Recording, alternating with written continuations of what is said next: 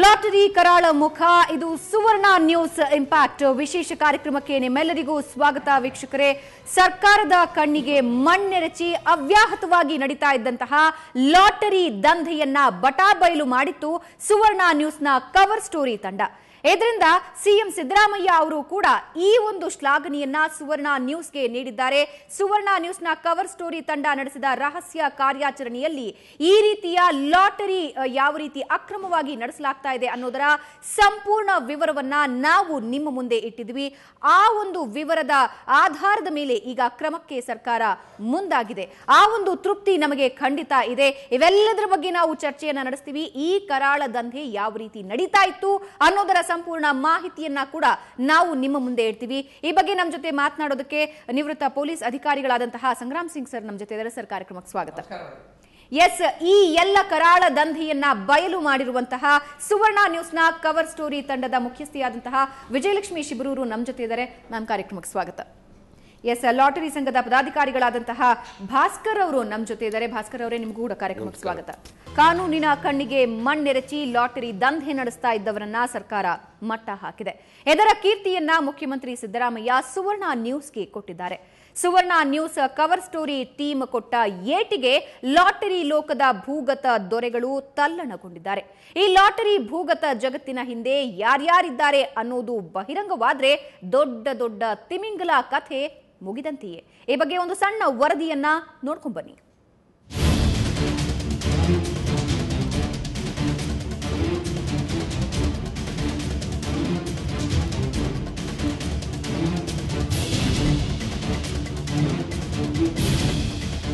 ರಾಜ್ಯದಲ್ಲಿ ಅಕ್ರಮವಾಗಿ ನಡೆಯುತ್ತಿರುವ ಲಾಟರಿ ದಂಧೆ, ಮಟ್ಕಾ, ಓಸಿ, ಆನ್ಲೈನ್ ಲಾಟರಿಗಳ ಬಗ್ಗೆ ಸುವರ್ಣ ನ್ಯೂಸ್ನ ಕವರ್ ಸ್ಟೋರಿ ತಂಡ ರಹಸ್ಯ ಕಾರ್ಯಾಚರಣೆ ಮಾಡಿ ಪರ ರಾಜ್ಯದ ಲಾಟರಿಗಳು ನಮ್ಮ ರಾಜ್ಯದಲ್ಲಿ ಹೇಗೆ ಕಾರ್ಯನಿರ್ವಹಿಸುತ್ತವೆ ಎಂಬುದನ್ನ ಎಳೆ ಎಳೆಯಾಗಿ ವರದಿ ಪ್ರಸಾರ ಮಾಡಿತ್ತು. ಈ ವರದಿಯನ್ನ ಗಮನಿಸಿದ ರಾಜ್ಯ ಸರ್ಕಾರ ಸುವರ್ಣ ನ್ಯೂಸ್ ಕಾರ್ಯವನ್ನ ಶ್ಲಾಘಿಸಿ ಕೂಡಲೇ ದಂಧೆಯ ವಿರುದ್ಧ ಸರಿಯಾದ ಕ್ರಮವನ್ನ ತೆಗೆದುಕೊಂಡು ಲಾಟರಿ ದಂಧೆಯ ಕಿಂಗ್ ಪಿನ್ ಆದ ರಾಜನನ್ನ ಕೂಡಲೇ ಬಂಧಿಸಿದ್ದು ಕೆಲ ಪೊಲೀಸ್ ಸಿಬ್ಬಂದಿಯನ್ನ ಅಮಾನತು ಮಾಡಲಾಗಿದೆ. ಜಿಲ್ಲಾ ಎಸ್ಪಿಗಳ ನೇತೃತ್ವದಲ್ಲಿ ಕ್ರೈಮ್ ಟೀಮ್ ಒಂದನ್ನ ರಚಿಸಿ ಲಾಟರಿ ದಂಧೆಯ ಮೇಲೆ ಕಣ್ಣಿಡಲು ಸರ್ಕಾರ ಸೂಚಿಸಿದೆ. ಸುವರ್ಣ ಟಿವಿ 24/7 ಅಲ್ಲಿ ಒಂದು ಲಾಟ್ರಿ ಇದ್ರ ಬಗ್ಗೆ ಒಂದು ಸ್ಟಿಂಗ್ ಆಪರೇಷನ್ ಇವೆಲ್ಲ ಆಗಿತ್ತು. ಅದರಲ್ಲಿ ಈಗಾಗಲೇ ಅಲ್ಲಿ ಅಧಿಕಾರಿ ಮೇಲೆ ಕ್ರಮ ತಗೊಂಡಿದ್ದೀವಿ, ಸಸ್ಪೆಂಡ್ ಮಾಡಿದ್ದೀವಿ ಒಬ್ಬರನ್ನ ಅಧಿಕಾರಿನ. ಈ ಲಾಟ್ರಿ ಮತ್ತು ಎಕ್ಸೈಸ್ ಸ್ಕ್ವಾಡ್ ಅಂತ ಇದಾವೆ, ಸುಮಾರು 41 ಸ್ಟೇಷನ್ಗಳಿದಾವೆ.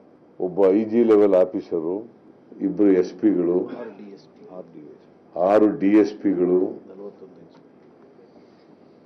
ಇವರೆಲ್ಲರೂ ಕೂಡ ಇವರ ಮೇಲ್ವಿಚಾರಣೆಯಲ್ಲಿ ನಡೀತಾ ಇದೆ.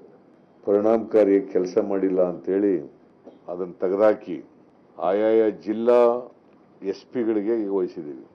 ಆ SP ಗಳು ಅಲ್ಲಿ ಒಂದು ಕ್ರೈಮ್ ಬ್ರಾಂಚ್ ಅಂತ ಅವ್ರ ಡಿಸ್ಟ್ರಿಕ್ಟ್ ಲೆವೆಲಲ್ಲಿ ಒಂದು ಕ್ರೈಮ್ ಬ್ರಾಂಚ್ ಅನ್ನು ಮಾಡಿ, ಅದು CCB ಅಂತ ಇದೆಯಲ್ಲ ಬೆಂಗಳೂರು ಸಿಟಿನಲ್ಲಿ, ಆ ಥರ ಅದು ಡಿಸ್ಟ್ರಿಕ್ಟ್ನಲ್ಲಿ ಕೆಲಸ ಮಾಡ್ತಾರೆ.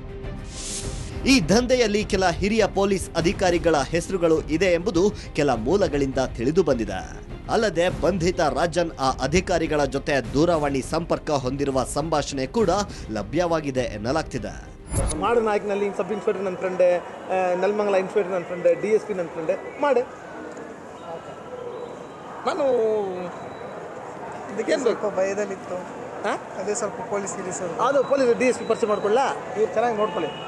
DSP ಪರಿಚಯ ಮಾಡ್ಕೊಳ್ಳ, ನೀವು ಲಾಟ್ರಿ SPನ ಭೇಟಿ ಮಾಡಬೇಕಾ, ನಾನು ಭೇಟಿ ಮಾಡಿಸ್ಕೊಡ್ತೀನಿ. ನಿಮ್ಗೆ ರೈಡ್ ಆಗಬಾರ್ದಾ, ನಿಮ್ಮ ಮೇಲೆ ಕೇಸ್ ಆಗಬಾರ್ದಾ, ನಾನು ಹೆಲ್ಪ್ ಮಾಡ್ತೀನಿ. ಈ ಮಧ್ಯೆ ಮಾಜಿ ಮುಖ್ಯಮಂತ್ರಿ ಪ್ರಕರಣವನ್ನ CBI ತನಿಖೆಗೆ ಕೊಡಬೇಕೆಂದು ಒತ್ತಾಯಿಸಿದ್ದಾರೆ. ದೊಡ್ಡ ಮಟ್ಟದ ದಂಧೆ ನಡೀತಾ ಇದೆ. ಇದು ನಾನು ಹೇಳಿದ್ದಾಗ ಬೇಜವಾಬ್ದಾರಿ ಹೇಳಿಕೆ ಅಂತ ಹೇಳಿದ್ರು. ಈಗ COD ಕೈಲಿ ಎನ್ಕ್ವೈರಿ ಮಾಡಿಸ್ತಾರಂತೆ ಈ ಇಲಾಖೆ ಬಗ್ಗೆ, ಲಾಟ್ರಿ ಮಡ್ಕಾ ಬಗ್ಗೆ. ಏನು ಎನ್ಕ್ವೈರಿ ಮಾಡಿಸ್ತೀರಿ ನಿಮ್ಮ CODಯಿಂದ? ಯಾರನ್ನ ಸ್ಕೇಪ್ ಕೋಟ್ ಮಾಡಕ್ಕೆ ಹೊರಟಿದ್ದೀರಿ? ಇದು ಕೊಡಿ CBIಗೆ ಇದನ್ನ. ಸಿಂಗಲ್ ಲೈನು ಮಡ್ಕಾ ನಿಮ್ಮ ಗಾಂಧಿನಗರದೊಳಗೆ ಬೆಳಗ್ಗೆ 6 ಗಂಟೆಗೆ ಏನೇನು ವ್ಯವಹಾರ ನಡೀತಾ ಇದೆ ರಾಜಾರೋಷವಾಗಿ? ನಿಮ್ಮ ಗೃಹ ಇಲಾಖೆ ಇದೆಯಾ ಈ ರಾಜ್ಯದಲ್ಲಿ? ನಿಮ್ಮ ಇಂಟೆಲಿಜೆನ್ಸ್ ಇದೆಯಾ, ಬದುಕಿದೆಯಾ ಇಲ್ಲಿ? ನಿಮ್ಗೇನು ಮಾಹಿತಿ ಇಲ್ಲ? ಲಾಟರಿ ಲೋಕದ ದಂಧೆಯನ್ನ ಮಟ್ಟ ಹಾಕಿದ ಕೀರ್ತಿ ಸುವರ್ಣ ನ್ಯೂಸ್ ಕವರ್ ಸ್ಟೋರಿಗೆ ಸಿಕ್ಕಿದೆ.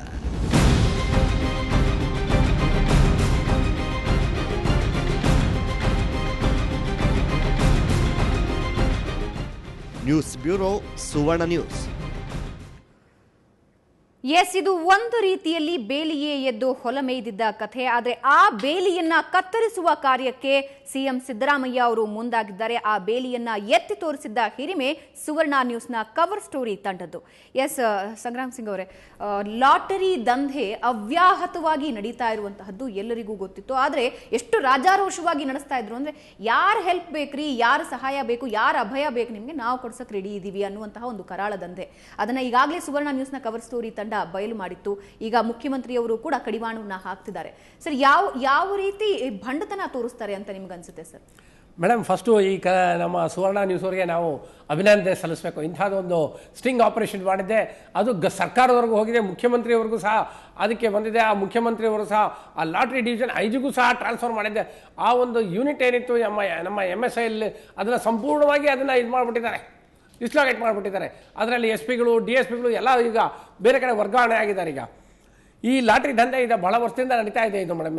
ಯಾಕಂತ ಹೇಳಿದ್ರೆ, ಮೊದಲು ನಮ್ಮ 2008ವರೆಗೂ ನಮ್ಮ ಕರ್ನಾಟಕದಲ್ಲಿ ನಡೀತಾ ಇತ್ತು.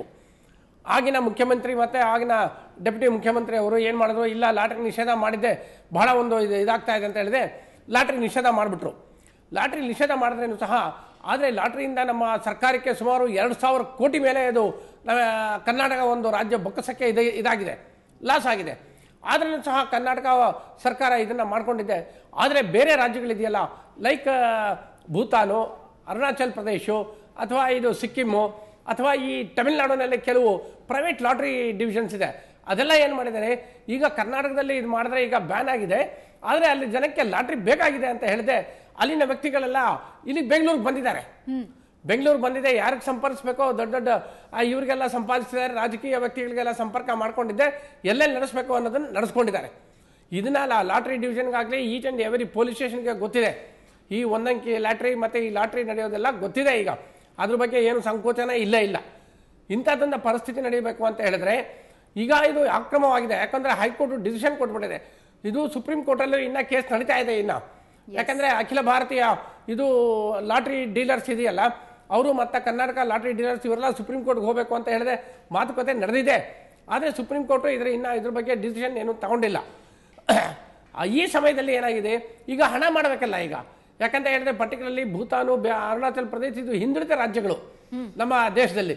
ಈಗ ಲಾಟ್ರಿಯಿಂದ ಸಾಕಷ್ಟು ಸಂಪಾದನೆ ಮಾಡಬೇಕು ಅಂತ ಹೇಳಿದ್ರೆ ಈಗ ಲಾಟ್ರಿ ಒಂದೇ ಒಂದಿರೋದು. ಈಗ ಲಾಟ್ರಿಯಿಂದ ಲಕ್ಷಾಂತರ ಕೋಟ್ಯಾಂತರ ರೂಪಾಯಿ ಅವ್ರ ದೇಶಕ್ಕೆ ಬರುತ್ತೆ. ಅದನ್ನೇ ಹೇಗೆ ಮಾಡಬೇಕು ಅನ್ನೋದನ್ನ ಒಂದು ಇನ್ಸೈಡರ್ಸ್ ಮಾಡ್ಕೊಂಡಿದ್ದಾರೆ. ಈ ಇನ್ಸೈಡರ್ಸ್ ಏನು ಮಾಡ್ತಾರೆ, ಎಲ್ಲ ಈ ಪೆಟಿ ಶಾಪ್ಗಳು, ಈ ಬೀಡ ಅಂಗಡಿಗಳು, ಮತ್ತು ಈ ಬಾಳೆಹಣ್ಣು ಮಾಡೋರು, ಮತ್ತು ಇದು ಅದರಲ್ಲಿ ಏನಾಗಿದೆ, ಯಾವಾಗ ನಮ್ಮ ಈ ವಿಜ್ಞಾನ ಮುಂದುವರಿತು ಅದರಲ್ಲಿ ಆನ್ಲೈನ್ ಬಂದ್ಬಿಡ್ತು. ಆನ್ಲೈನ್ ಜೊತೆಗೆ ಮೊಬೈಲಲ್ಲಿ ಬಂದ್ಬಿಡ್ತು. ಮೊಬೈಲು, ಟೆಲಿಫೋನ್ ಎಲ್ಲ ಯೂಸ್ ಮಾಡ್ತಾ ಇದ್ದಾರೆ ಇದರಲ್ಲಿ. ಯಾವುದರಲ್ಲಿ, ಈ ಒಂದು ದಂಧೆಗೋಸ್ಕರ. ಇದು ಎಷ್ಟೇ ಸರ್ಕಾರ ಕ್ರಮ ತಗೊಂಡ್ರೂ ಸಹ ಸರ್ಕಾರ ಸ್ಟ್ರಿಕ್ಟ್ ಆಗಿ ಯಾವುದು ತಗೊಂಡಿಲ್ಲ. ಪೊಲೀಸ್ ಸ್ಟೇಷನ್ ಅವರು ತಗೊಂಡಿಲ್ಲ, ಲಾಟ್ರಿ ಡಿವಿಷನ್ ಅವರು ತಗೊಂಡಿಲ್ಲ. ಇದರಿಂದ ಏನಾಗಿದೆ, ಇದು ಸಾಕಷ್ಟು ಮುಂದುವರ್ಕೊಂಡು ಹೋಗಿದೆ. ಇದ್ರ ಬಗ್ಗೆ ನಿಮ್ಮ ಜೊತೆ ಇನ್ನಷ್ಟು ಚರ್ಚೆ ನಾನು ಮುಂದುವರಿಸ್ತೀನಿ. ವಿಜಯಲಕ್ಷ್ಮಿ ಅವರು ಒಂದು ದೊಡ್ಡ ರಹಸ್ಯ ಕಾರ್ಯಾಚರಣೆಯ ಮೂಲಕ ಭೇದಿಸಿದ್ರಿ ಇದನ್ನ.